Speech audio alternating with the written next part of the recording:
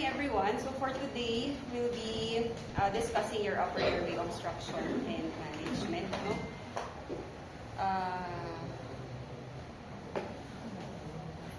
Okay, so when we say upper airway obstruction, this is a blockade in any portion of the airway na above the thoracic inlet. No? So from the nose, oropharynx, laryngeal area, nag-discuss na kayo ng larynx.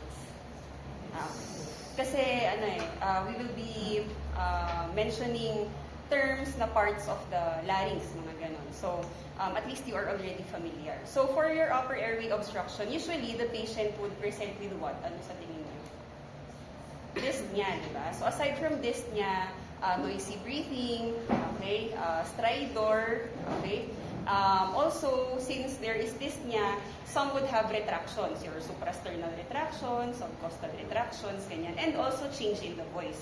So, paano change in the voice? Yung hoarseness or yung pagkapaos, okay? So, usually, because of these symptoms, especially that dyspnea, the patient now comes to the ER for the consultation. Usually, for cases of upper airway obstruction, ang mga most common na causes niyan would be foreign body, okay? Especially in children, foreign body aspiration, okay? What else? Your infection, viral, bacterial, because there is swelling, okay? What else? Yung mga masses, okay? Okay. So, for the history and physical examination, so alam niyo na to, right? You will be asking for the OPQRST, etc. So it's very important for you to know the character or the quality of the sound. So isn't it the patient will have dyspnea, and usually they will have noisy breathing. Okay, so yung noisy breathing na yon, you should know the quality of the sound. Okay, so paano quality of the sound? It could be stridor, it could be stertor. Okay? In the lungs, diba, there is wheezing, may rhonchi, mga ganon.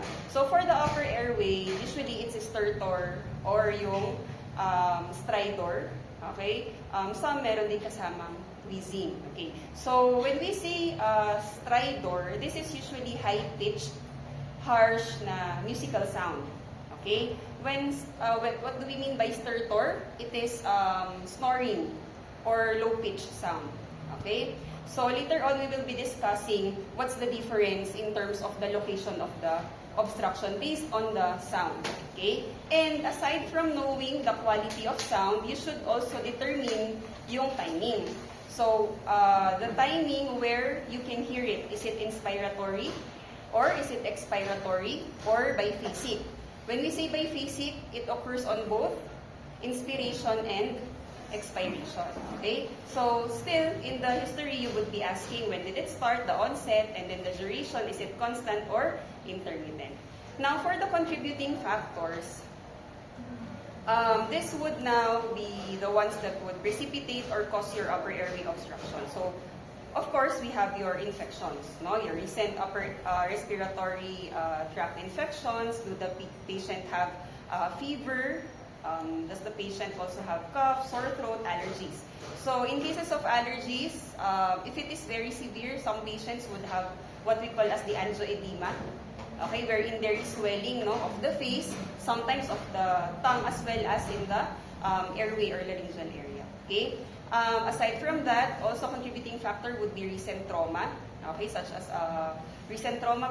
It could be accidents, yung mga, what do you call that, yung nagbibigtek, hanging, okay, caustic ingestions, previous tracheotomy, or intubations or airway manipulations. So for intubations or airway manipulations, that can still cause injury to the airway and cause swelling, okay, and surgeries as well.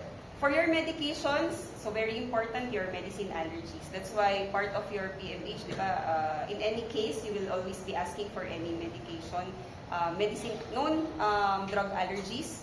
For your ACE inhibitors, this can, aside from it can cause angioedema or allergy, it can also exacerbate your what do you call this? Obstructive sleep apnea. Okay? And then We also have your history of sarcoidosis, your connective tissue disorders, granulomatous disease, or in general, what we call as your autoimmune diseases. So for the autoimmune diseases, some of them actually affects also the airway. Okay? And with the chronic inflammation, the scarring, okay, that now causes your upper airway obstruction. Okay? Also, we have asthma, and then cardiac and pulmonary problems. Okay. So, associated symptoms. So, you need to ask your patient the following, okay, if they have it. So, dysphagia, drooling. So, usually, if the obstruction is in the oropharynx or supraglottis, so isn't it the larynx divided into 3 parts, right? Supraglottis, glottis, and the subglottis. When we say, ayan, ay wala pala. So when we say supraglottis, that is above the vocal cords, supra. When we say glottis, at the level of the vocal cords. When we say subglottis, that is below, okay? So if the location of the obstruction or mass is in the oropharynx or the supraglottis, they could present with dysphagia and drooling, okay? Drooling because they are unable to swallow their saliva, okay? Hoarseness. So usually for hoarseness, this is obstruction or mass in the glottis because that is your vocal cords that produces the voice or sound. So if that's affected, then you will have hoarseness. Airway bleeding and weight loss, especially for patients who have yung mga tumor. Okay, so they can the tumor can bleed causing your airway bleeding and weight loss in patients. Odynophagia also, or the painful swallowing. Okay, cough, your barking cough. This is seen in what condition? In PEDSA. Huh? Hindi ba whooping cough? Barking cough is in crude, di ba? Tama ba? Whooping, tama ba? Pag nagkamali ako, sabihin niyo sa akin, ha? Mas alam yung PEDSA kaysa sa akin. Okay, so for the barking cough, CROUP, C-R-O-U-P, or also known as LTB, laryngo, tracheo, bronchitis. Nare-recall nyo na? Yes. Caused by virus. Okay, nasa na tayo? Alright. So, for the sleeping patterns, of course, when you have obstruction, especially that they're in the oropharynx, no? What happens? The airway becomes narrow. So, air entry, it becomes turbulent. Okay? Just like in the usual person na nagsusnore, diba? Turbulent yung airflow. So, there could also be disturbance in the sleep. So, you'll be asking the patient, nagsusnore po ba kayo? Do you have daytime sleepiness? Do you feel tired even if you have 8 hours sleep? Okay? And then also choking, okay? Particularly for those suspected for foreign body aspirations, and then feeding difficulty. So regurgitation, this is when the food goes back, no? Because it cannot go through the esophagus. Okay? Alright, so this is what I'm telling you a while back. So based on the quality of the sound and the time where you can hear it, no? On the respiratory phase, we will be able to locate the most likely site of the obstruction. So when we say stertor, that is the snoring sound or the low pitch, okay? The obstruction would be in the nasopharynx. Pag gurgly siya, oropharynx. If it is a stridor, it would be below already. Okay? And it's important to determine, is it inspiratory or expiratory? If it is inspiratory, supraglottis or glottis. If it is expiratory, if it is inspiratory only, ayan, so supraglottis and glottis.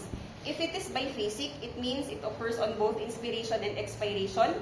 It could be glottic or subglottic. Okay? And then, if it is expiratory only, tracheobronchial. Okay? So, this is very important ha. Dapat i-memorize nyo to. For example, in patients with, kunyari, there is a patient newborn, 2 weeks. Okay, newborn, baby. Presented with a stridor. And then, when you auscultate, inspiratory. What is the location of the problem? Supraglottis or glottis. Okay, doon na tayo mamimili. May eliminate na natin yung mga ibang problems. Okay, doon na tayo mag-focus kumbaga. Alright. So, we now go to the physical, part of the physical examination din pala to. So, for your nasal examination, if you would recall, isn't it, we start your nasal examination with the anterior rhinoscopy. Yes, the one with the speculum, nasal speculum. But that will not be enough because that will only evaluate the anterior portion of the nasal cavity. So for cases of airway obstruction, it's important to assess the entire airway. So what about the posterior nasal cavity? So we will now, it is important to do the nasal endoscopy. So for nasal endoscopy, actually, we can, this can be done by using both the rigid and the flexible scope. So from the term itself, if we use the rigid scope, it would be a metal tube, okay? That is not flexible, it is rigid, okay? So this one, the camera is placed inside the nose and can evaluate the entire cavity. The nasal cavity and the nasopharynx. Okay, anong difference niya? What's the difference with the flexible scope? For the flexible scope, it can evaluate the nasal cavity and the nasopharynx. And if you advance it, it can also evaluate the oropharynx and the larynx. Okay, I will be showing it to you later. So, for the nasal cavity, and you have to check for the presence of any deformities, such as your nasoseptal deformities. What else? Your masses. So, for both nasal and nasopharyngeal masses. Okay? It is also one of the, or one part of the physical examination for infants, okay, would be the attempt to pass this should be French 6 catheter through both nares to assess the patency. Have you encountered this in PEDSA? Yung maglalagay ka ng tube. Okay. So there is what we call as your choanal atresia. So choanal atresia is a condition, congenital problem, wherein the posterior portion of the nose is blocked because there is a bone or a membrane that did not canalize or did not open during the development. So if it is blocked, the newborns, they are obligatory nasal breathers, right? So what happens to the baby? They are cyanotic. But when they cry, it resolves. Okay, so if that is the presentation of the newborn, you would suspect already of choanal atresia. So important, what do you call that? Diagnostic tool or physical examination would be to attempt to place a French 6 catheter in the nose. If it passes through into the pharynx, it means it is patent. Okay, but in cases of choanal atresia, you will not be able to pass that. Okay, may resistance na siya. Gets? Okay.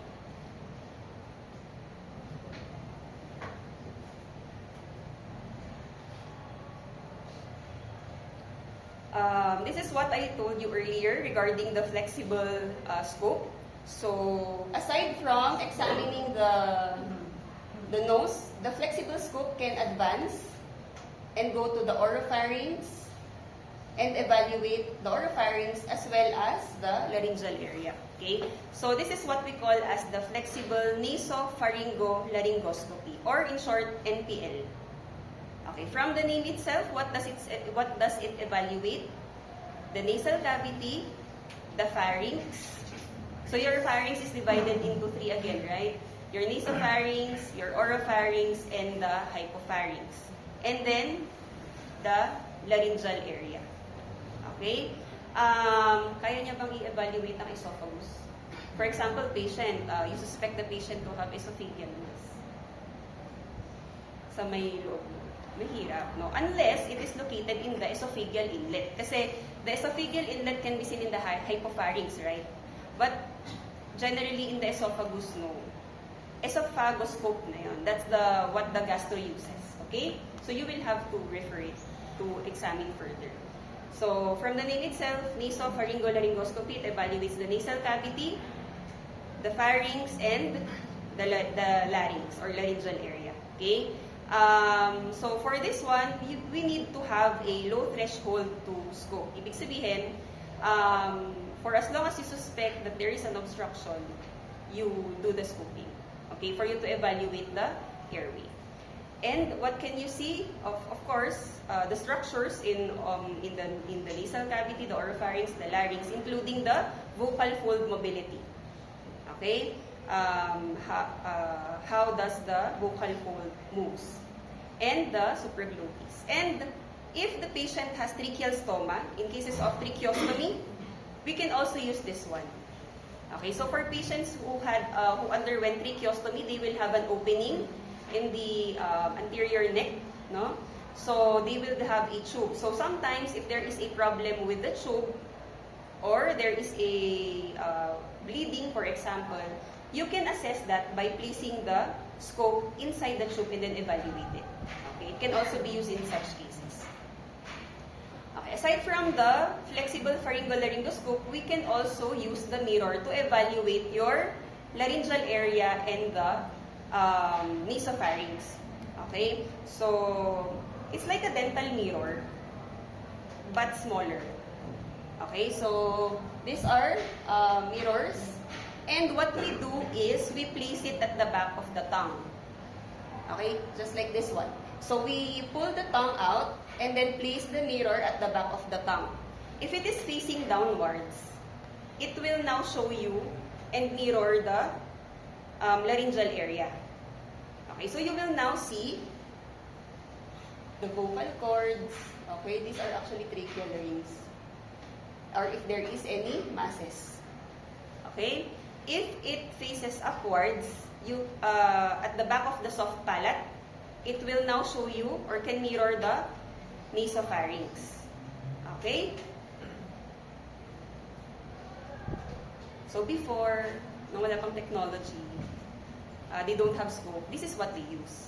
But right now, because of the scope, we usually use the scope, but we still use the mirror. So that pag pupunta kami sa far-flung places, if there's no scope, we can still do the evaluation. Okay? Alright. So other parts of your PE would be to assess your oral cavity, okay, and the tongue depressor to evaluate the oropharynx. So you check for the presence of macroglossia, any hyperplasia of the tonsils, okay, presence of infections such as your peritonsillar abscesses or cellulitis. Okay, complete neurologic examination. Why is this important? So, isn't it, you have your pharynx. Lateral to your pharynx, that is what we call as your parapharyngeal area. In the parapharyngeal area, that is where your some of the cranial nerves are located. So, imagine, in the pharynx, you have a very large mass, especially tumors. Okay, the malignant ones. If it is so large, it can impinge the nerves. Or worse, it can, if it is a malignancy, it can actually infiltrate the cranial nerves. So what will happen? The patient would present with neurologic deficits. That's why it should be part of your PE to examine the neurologic, or to perform the neurologic examination. Okay. Also evaluate for external compressions. No, your trachea, is it midline or is it deviated? Okay, in cases of your neck mass that are large, like your goiter, they can actually push your trachea to the side. Okay, palpable laryngeal fractures. Okay, sometimes if you suspect for fracture, you can also palpate for any crepitus. Okay, cutaneous lesions such as your hemangioma. So your hemangioma can also occur in the in the walls of your airway, no? Such as your base of the tongue, your laryngeal area, and if it happens there, it causes still your airway narrowing. Okay, cardiac and pulmonary history and physical examination, you auscultate for wheezes, you ask the patient for chest pain, check for retractions and cyanosis. Now, if you are trying to arrive at a diagnosis or differential diagnosis, there is an acronym that we use, the KITENS. Okay, this is the KITENS. So it stands for congenital, infection or idiopathic, toxins and trauma, tumor, endocrine, neurologic, systemic, or psychiatric. So this will guide you actually in arriving at the possible diagnosis for the patient. So, a while back, let's go back to, ano na yung case na binigay ko kanina? You have a newborn, 2 weeks, stridor, inspiratory. What is the level again? Supraglottis or glottis. The patient is newborn, 2 weeks. You will suspect of what condition? Congenital, di ba? If the patient would present with fever, etc., sige, pwedeng infection. Pero most likely it would be congenital. Kung wala, lalo na kung wala siyang other symptoms. So, what would now be the possible DDX? Your laryngomalacia, glottic web, vocal fold immobility. Would you suspect of tracheomalacia? Less likely, right? Because it's inspiratory. Okay? If it is expiratory, pwede. Gets? Alright. So, ganun mo siya gagamitin. Alright? Okay. So, if you are, if a patient comes to you with a, if the patient comes to you because the patient is having respiratory distress, you have to first do your ABCs. Hindi pwedeng complete history PE mo muna siya before mo i-stabilize yung patient. No? So, you have to have the ABCs. Your airway, breathing, circulation. So, first, you have to assess the airway. Is it patent? Okay? If the airway is not patent, then you have to establish the airway. You need to do your airway intervention such as your intubation. Or, for example, the patient trauma. Dugo-dugo siya. Suction ka ng suction, di mo talaga makita. Tracheostomy. Okay, so you have to establish an airway. Okay? Later, I will be discussing the tracheostomy. So, after the airway, you check now for the breathing. So, you check for the SpO2, the respiratory rate of the patient, okay? Breath sounds. So, if for example, it is insufficient, then you have to breathe for the patient. So, breathing is oxygenation and ventilation. Okay, so you ventilate the patient if needed. If mababa lang yung, if the SpO2 is low, you give supplemental oxygen through your nasal cannula or your face mask. What else? There are different masks, no? Face mask, rebreather mask, Venturi mask. The difference would be in terms of the oxygen flow. Okay? So, for some, especially those that would be intubated, they connect it to a med vent to ventilate the patient until it is stable and can breathe. And you are sure that the patient can breathe on its own. Okay? Now, after you give the, or you give the initial management, you're done with the resuscitative or the supportive therapy.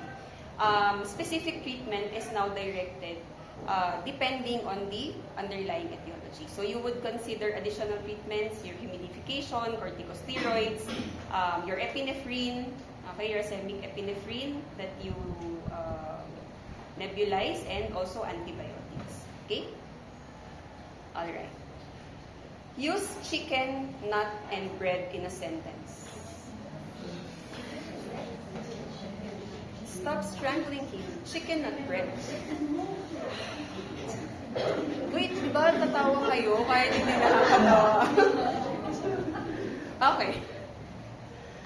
Now, let's proceed to the endoscopy. Hindi kayo cooperative. Okay, let's proceed to the endoscopy. So we have, this is part of the diagnostics already, okay? So for endoscopy, we have different types. We have your flexible NPL or your nasopharyngo-laryngoscopy. We already discussed this as part of the your physical examination. So aside from your flexible NPL, we also have laryngoscopy and bronchoscopy. So what's the difference between flexible NPL and laryngoscopy? Your laryngoscopy will only evaluate the larynx, sometimes including the hypopharynx, okay? And there is direct and indirect. For your bronchoscopy, we have two types, the rigid and the flexible. So for laryngoscopy, from the name itself, you will be evaluating the laryngeal area. So direct and indirect. So from the name itself, when we say direct, there is direct visualization or evaluation of the laryngeal area, your supraglottis, glottis, and subglottis. So, pag indirect laryngoscopy, you indirectly visualize the laryngeal area. Okay. So, you are familiar with the laryngoscopy done in intubation, right? So, this is the one that the anesthesiologist use, the laryngoscope. So, that one is direct laryngoscopy. So, you place the laryngoscope in the mouth and then you will pull upwards, and then you will be able to see directly the laryngeal area, right? And then you will place the ET tube. Okay?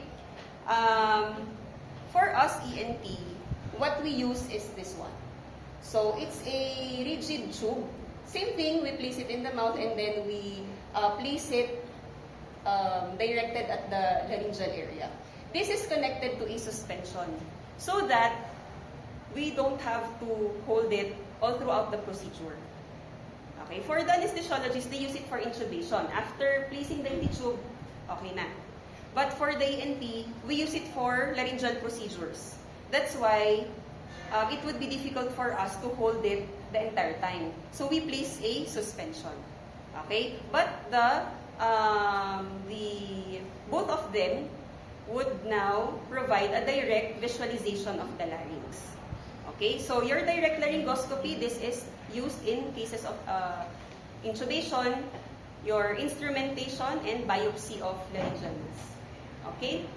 For indirect laryngoscopy, you indirectly visualize the laryngeal area. So, using what?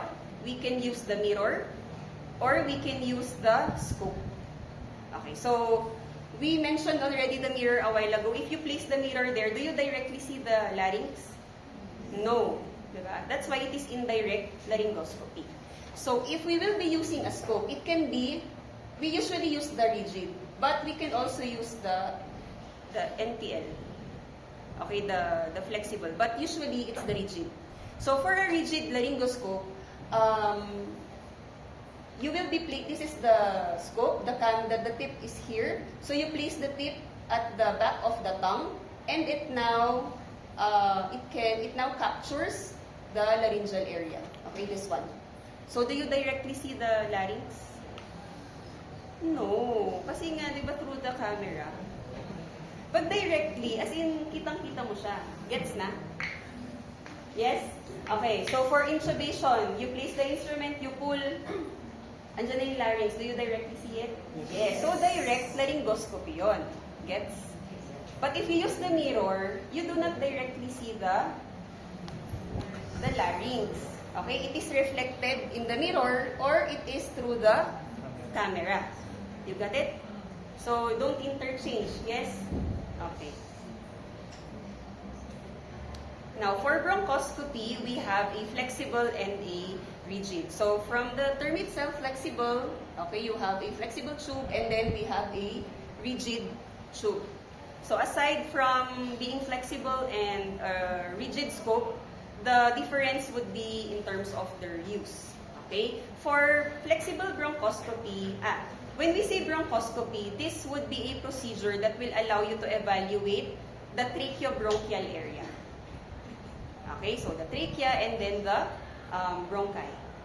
So mas mababa na ulit. For the flexible bronchoscopy, this will allow you to identify the severity and location of stenosis, your tracheal stenosis, mga ganun. And also do biopsy.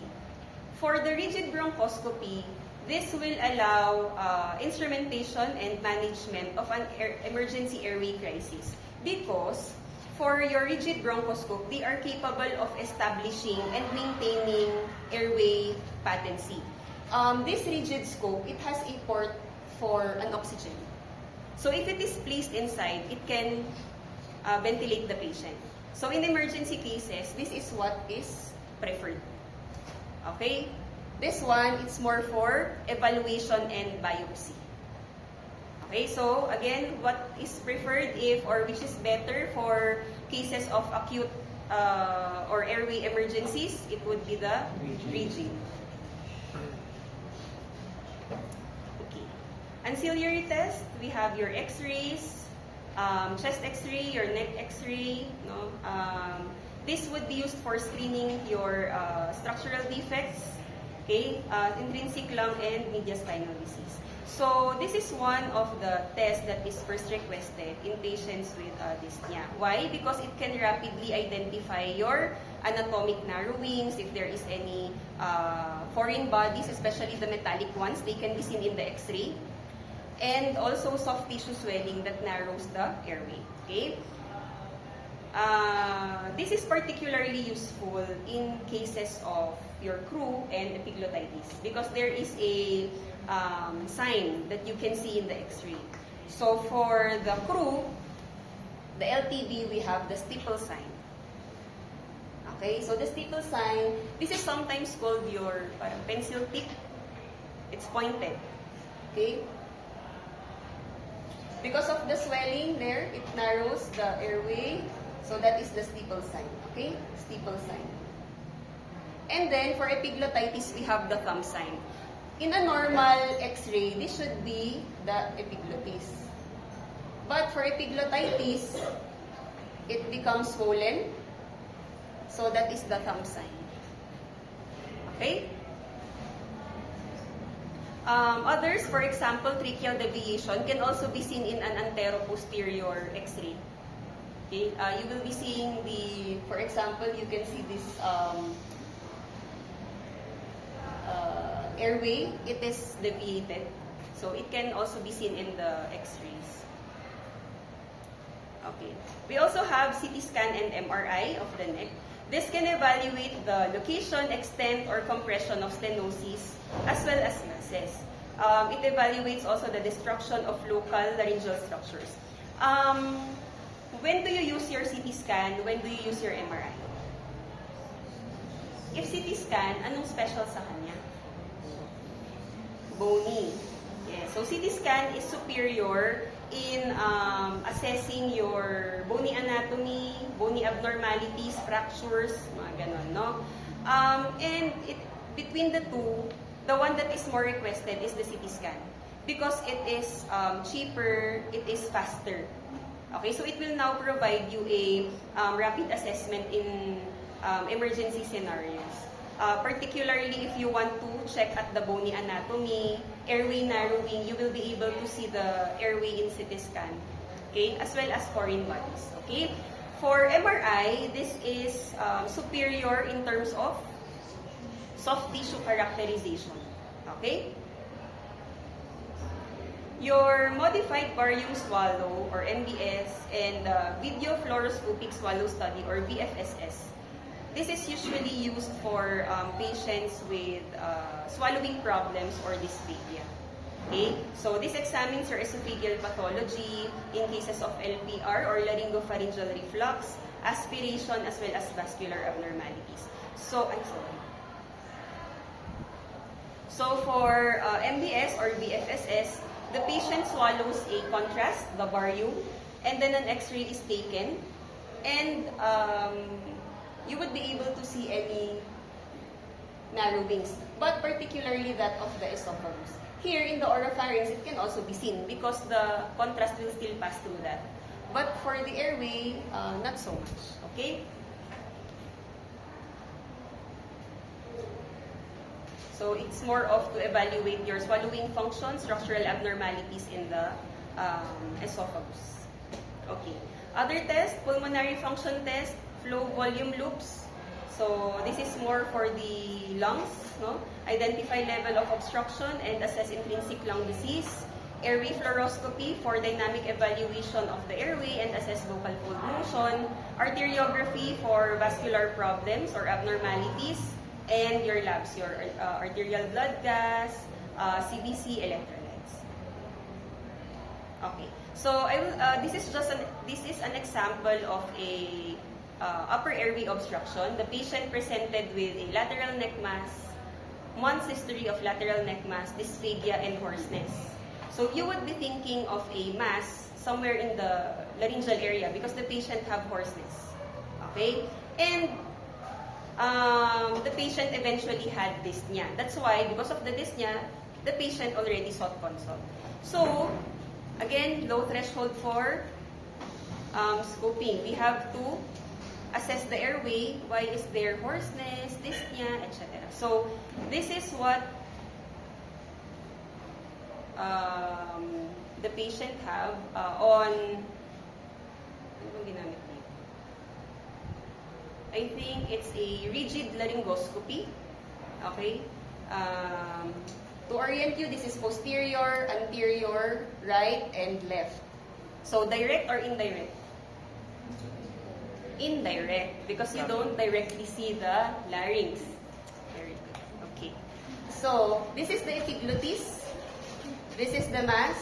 Okay? If I will be playing, you would be able to see the air coming there. So you cannot see already the laryngeal inlet because it is already obstructed by the mass. Okay?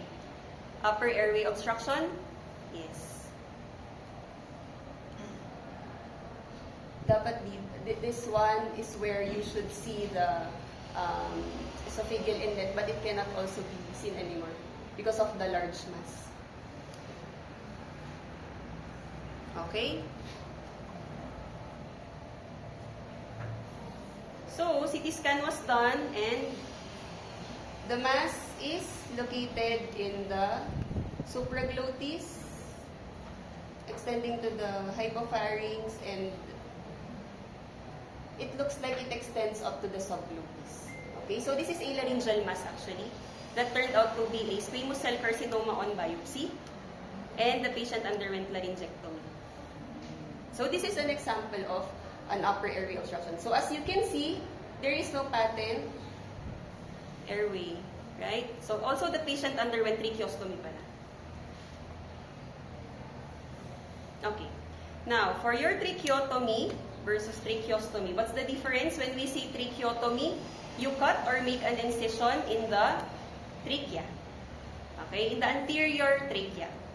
When we say tracheostomy, you make an opening. From the Greek word stoma, which is mouth-like opening, you make an opening in the trachea. Usually, the tracheostomy is reserved for a more permanent opening.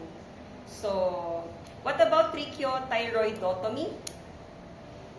That is, you make an opening or you make an incision in the cricothyroid membrane. If it is tracheostomy, excuse me, it's in the trachea. If it is cricothyroidotomy, you make an incision in the cricothyroid membrane. So, where is the cricothyroid membrane? You have the thyroid cartilage, you have the cricoid, and then the first tracheal ring.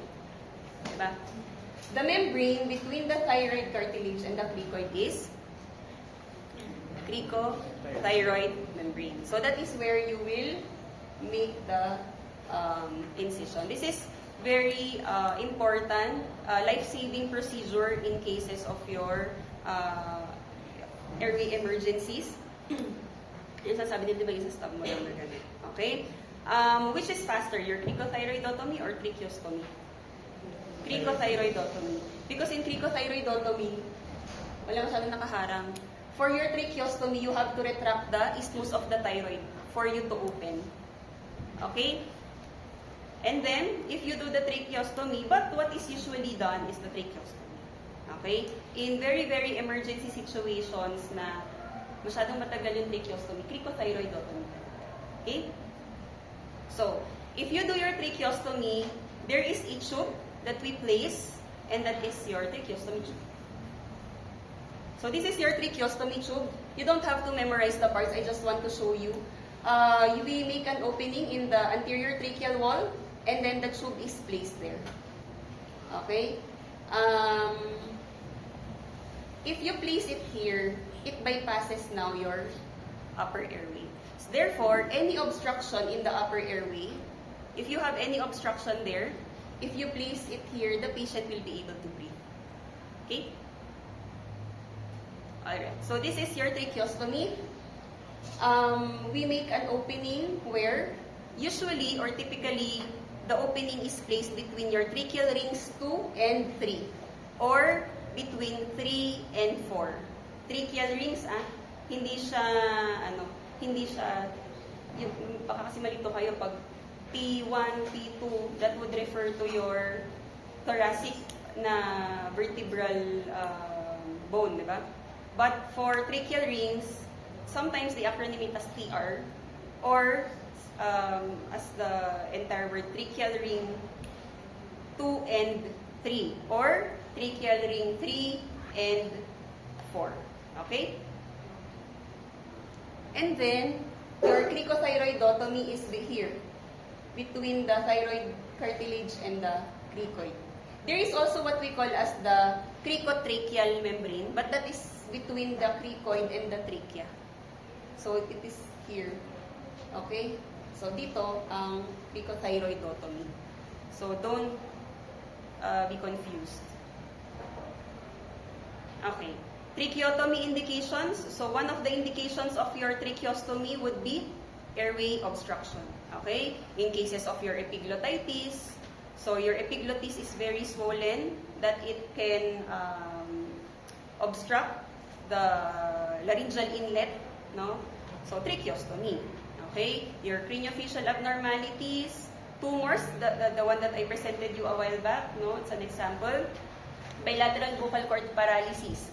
Have you discussed this in your previous lecture? If unilateral vocal cord paralysis, what is the manifestation? Hoarseness. Because one vocal cord does not move.